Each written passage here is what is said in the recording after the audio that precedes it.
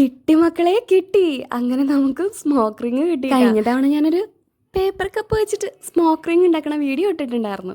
പക്ഷെ അത് ഫെയിലായി പോയിട്ടുണ്ടായിരുന്നു. എന്താ അതിൻ്റെ കാരണം എന്ന് പക്ഷേ എനിക്ക് മനസ്സിലായിട്ടുണ്ടായിരുന്നില്ല. അപ്പം ഞാൻ പറഞ്ഞിട്ടുണ്ടായിരുന്നു, മനസ്സിലായിട്ടുണ്ടെങ്കിൽ അതൊന്ന് കമൻറ്റ് ചെയ്യണമെന്ന്. അപ്പം അതിലൊരു കമൻറ്റ് വന്നിട്ടുണ്ടായിരുന്നു, അതിൻ്റെ ഹോള് വലുതായിരുന്നു എന്ന്. അപ്പം ഞാൻ വിചാരിച്ചു ഹോള് ചെറുതാക്കിയിട്ട് ഒന്നുകൂടി ചെയ്ത് നോക്കാമെന്ന്. അങ്ങനെ വേറൊരു പേപ്പർ കപ്പ് എടുത്തിട്ട് അതിനേക്കാളും ചെറിയ ഹോൾ ഉണ്ടാക്കിയിട്ട് ഒന്നുകൂടി ചെയ്ത് നോക്കുന്നുണ്ട്. അന്ന് ചെയ്ത് നോക്കിയതിൻ്റെ ഫലമായിട്ട് ആ വാൾപേപ്പർ കരിഞ്ഞിട്ടുണ്ടായിരുന്നു. അത് കാണാതിരിക്കാനും പിന്നെ ഞാൻ റെഫറൻസ് നോക്കിയിട്ടുണ്ടായിരുന്ന വീഡിയോസിലൊക്കെ ബ്ലാക്ക് പേപ്പർ അല്ലെങ്കിൽ കളറായിട്ടുള്ള പേപ്പേഴ്സ് അടിയിൽ വെച്ച് കൊടുക്കുന്നുണ്ട്. അപ്പം അങ്ങനെ വെച്ച് നോക്കിയപ്പോൾ കറക്റ്റായിട്ട് റിങ് കാണുന്നുണ്ട്. അപ്പം അന്ന് പറ്റിയ അബദ്ധം എന്താണെന്ന് വെച്ചാൽ നമ്മുടെ വൈറ്റ് ബാക്ക്ഗ്രൗണ്ടിൽ ഈ റിങ് കാണാതെ പോയതാണ് അന്നത്തെ ഒരു അബദ്ധം എന്ന് വെച്ചാൽ.